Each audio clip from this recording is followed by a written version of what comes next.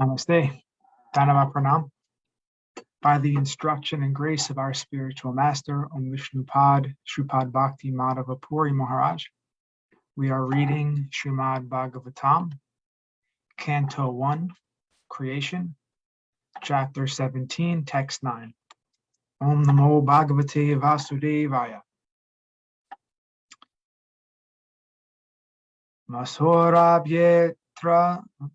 Masorabhyatra sucho Vietu te vrishalhadbayam Marodiram vabhadram te Kalana mai shastari. O son of Surabi, you need lament no longer now. There is no need to fear this low-class Sudra. And O mother, cow, as long as I'm living as the ruler and subduer of all envious men, there is no cause for you to cry. Everything will be good for you. Purport. Protection of bulls and cows and all other animals can be possible only when there is a state ruled by an executive head like Maharaj Parikshit. Maharaj Parikshit addresses the cow as mother, for he is a cultured, twice-born Kshatriya king. Surabi is the name of the cows which exist in the spiritual planets and are especially reared by Lord Sri Krishna himself. As men are made after the form and features of the Supreme Lord, so also the cows are made after the form and features of the Surabi cows in the spiritual kingdom. In the material world, the human society gives all protection to the human being, but there is no law to protect the descendants of Surabi, who can give all protection to men by supplying the miracle food, milk. But Maharaj Parikshit and the Pandavas were fully conscious of the importance of the cow and bull, and they were prepared to punish the cow with all the cow killer. They were prepared to punish the cow killer with all chastisement, including death. There has sometimes been agitation for the protection of the cow, but for want of pious executive heads and suitable laws, the cow and the bull are not given protection. The human society should recognize the importance of the cow and bull and thus give all protection to these important animals, following in the footsteps of Maharaj Parikshit. For protecting the cows and Brahminical culture, the Lord, who is very kind to the cow and the Brahmanas, Go Brahmana Hitaya, will be pleased with us and will be bestowing upon us real peace.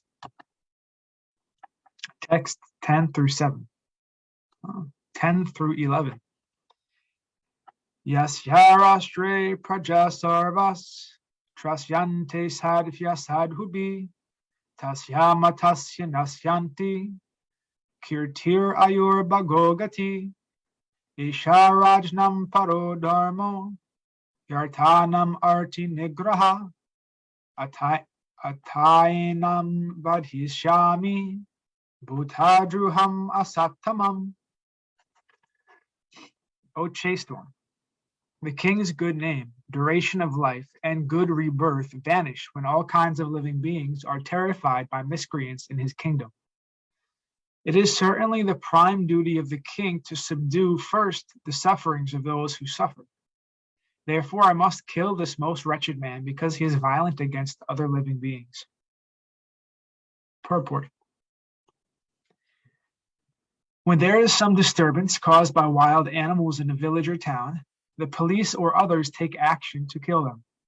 Similarly, it is the duty of the government to kill at once all bad social elements, such as thieves, dacoits, and murderers. The same punishment is also due to animal killers, because the animals of the state are also the praja. Praja means one who has taken birth in this state, and this includes both men and animals. Any living being who takes birth in a state has the primary right to live under the protection of the king.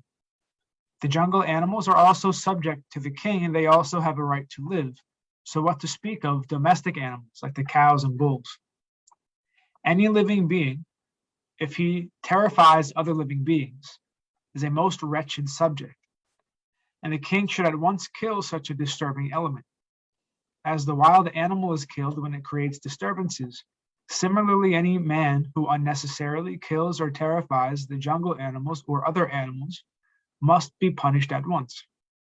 By the law of the Supreme Lord, all living beings, in whatever shape they may be, are the sons of the Lord, and no one has any right to kill another animal, unless it is so ordered by the codes of natural law.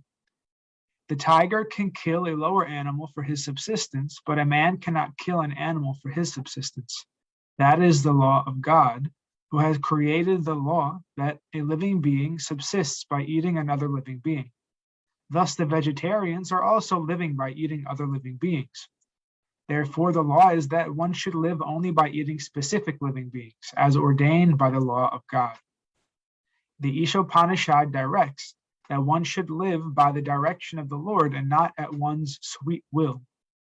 A man can subsist on varieties of grains, fruits, and milk ordained by God, and there is no need of animal food, save and except in particular cases. The illusion king or executive head, even though sometimes advertised as a great philosopher and learned scholar, will allow slaughterhouses in the state without knowing that torturing poor animals clears the way to hell for such foolish kings or executive heads. The executive head must always be alert to the safety of the prajas, both man and animal, and inquire whether a particular living being is harassed at any place by another living being. The harassing living being must be at once caught and put to death, as shown by Maharaj Parikshit.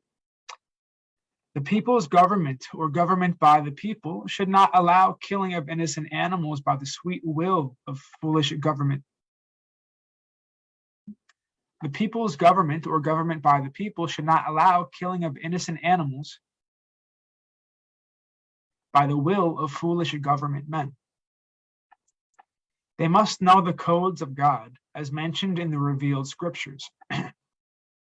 Maharaj Parikshit quotes here that according to the codes of God, the irresponsible king or state executive jeopardizes his good name, duration of life, power and strength, and ultimately his progressive march towards a better life and salvation after death. Such foolish men do not even believe in the existence of a next life. While commenting on this particular verse, we have in our presence the statement of a great modern politician who has recently died and left his will, which discloses his poor fund of knowledge of the codes of God mentioned by Maharaj Parikshit. The politician was so ignorant of the codes of God that he writes, "I do not believe in any such ceremonies, and to submit to them, even as a matter of form, would be hypocrisy and an attempt to delude ourselves and others. I have no religious sentiment in the matter." Contrasting these statements of a great politician in the modern age with those of Maharaj Parikshit, we find a vast difference. Maharaj Parikshit was pious according to the scriptural codes, whereas the modern politician goes by his personal belief and sentiments. Any great man of the material world is, after all, a conditioned soul.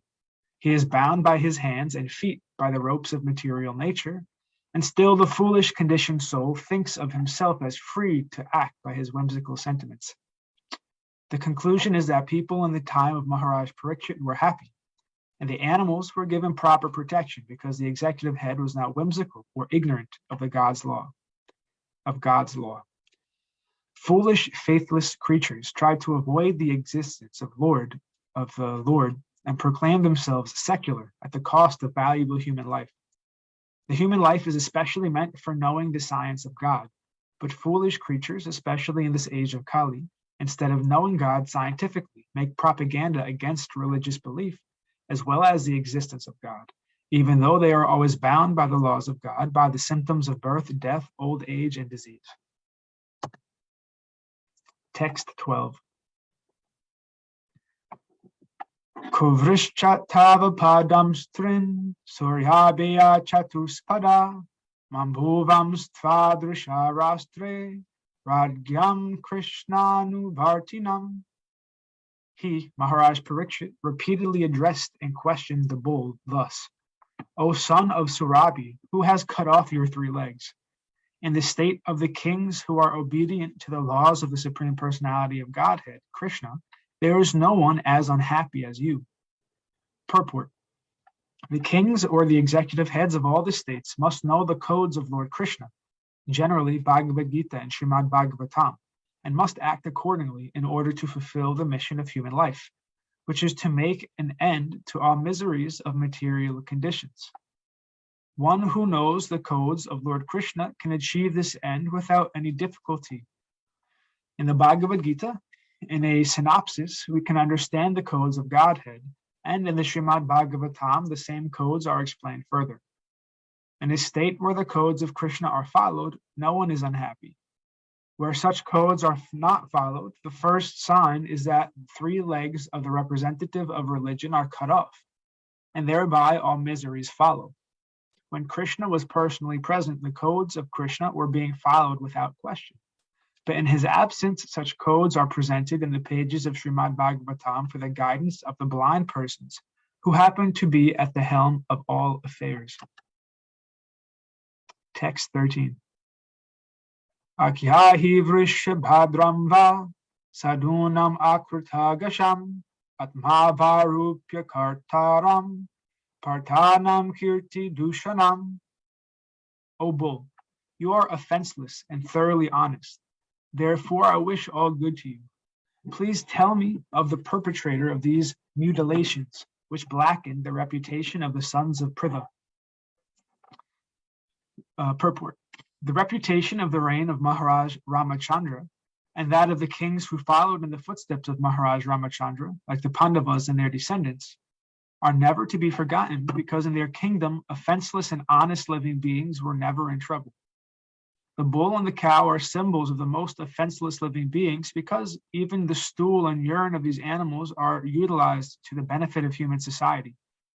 The descendants of the sons of Pritha, like Maharaj Parikshit, were afraid of losing their reputations.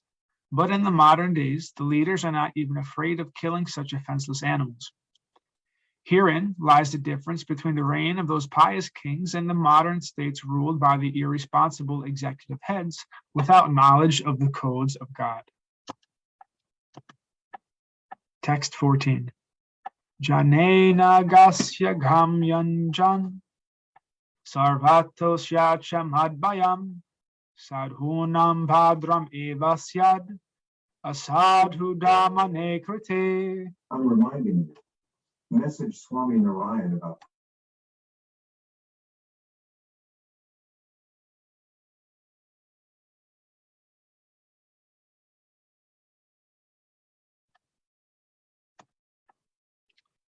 whoever causes offenseless living beings to suffer must fear me anywhere and everywhere in the world. By curbing dishonest miscreants, one automatically benefits the offenseless. Purport. Dishonest miscreants flourish because of cowardly and impotent executive heads of state. But when the executive heads are strong enough to curb all sorts of dishonest miscreants in any part of the state, certainly they cannot flourish. When the miscreants are punished in an exemplary manner, automatically all good fortune follows. As said before, it is the prime duty of the king or the executive head to give protection in all respects to the peaceful, offenseless citizens of the state. The devotees of the Lord are by nature peaceful and offenseless, and therefore it is the prime duty of the state to arrange to convert anyone. It is the prime duty of the state to arrange to convert everyone to becoming a devotee of the Lord. Thus, automatically, there will be peaceful, offenseless citizens. Then the only duty of the king will be to curb the dishonest miscreants. That will bring about peace and harmony all over human society. 15. Angasviha bhuteshu Yagaskrinhira kushaha ahartasmi bhujam sakshad amartyasyapi sangadam. An upstart living being who commits offenses by torturing those who are offenseless shall be directly uprooted by me, even though he be a denizen of heaven with armor and decorations. Purport. The denizens of the heavenly kingdom are called Amara, or deathless. due to their possessing a long span of life, far greater than that of human beings. For a human being who has only a maximum of 100-year life duration, a span of life spreading over millions of years is certainly considered to be deathless. For example, from the Bhagavad Gita, we learn that one on the Brahma Loka planet, the duration of one day is calculated to be 4,300,000 times 1,000 solar years. Similarly, in other heavenly planets, one day is calculated to be 6 months of this planet, and the inhabitants get a life of 10 million of their years. Therefore, in all higher planets, since the span of life is far greater than that of the human being, the denizens are called deathless by imagination, although actually no one within the material universe is deathless. Maharaj Parikshit challenges even the denizens of heaven if they torture the offenseless. This means that the state executive head must be as strong as Maharaj Parikshit, so that he may be determined to punish the strongest offenders. It should be the principle of a state executive head that the offender of the codes of God is always punished.